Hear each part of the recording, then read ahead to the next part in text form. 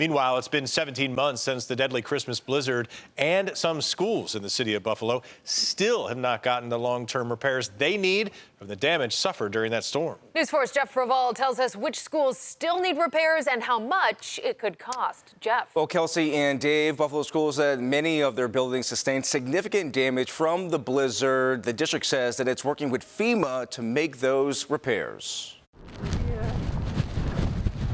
It's been 17 months since the Christmas blizzard blasted the Buffalo area. Some Buffalo schools still haven't gotten the repairs they need after sustaining storm damage. We've been in the process for since the storm. This is the tail end. These are the last 4 projects, and we are looking to wrap them up in short term.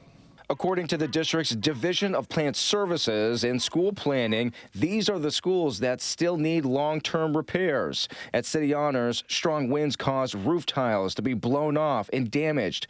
Better repairs are needed to make sure the roof is safe long-term. More roof work needs to be done at Community School. At East High School, part of the facade was blown off. This needs to be fixed.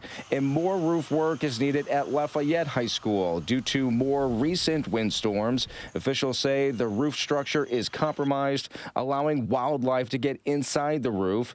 District officials say deep cleaning will be needed before the roof is repaired. These are 4 projects that we've been talking to FEMA about since the summer after the storm, and it's work that we will need to have a contractor do.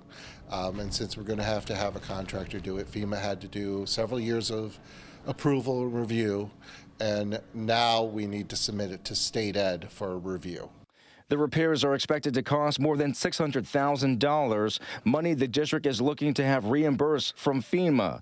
The district says FEMA has already provided Buffalo schools with funding to recover from the blizzard and that more money should be on the way. Well, despite the damage, Buffalo schools say that school buildings remain safe for learning. 47 people died in the Christmas blizzard. Jeff Preval, News 4.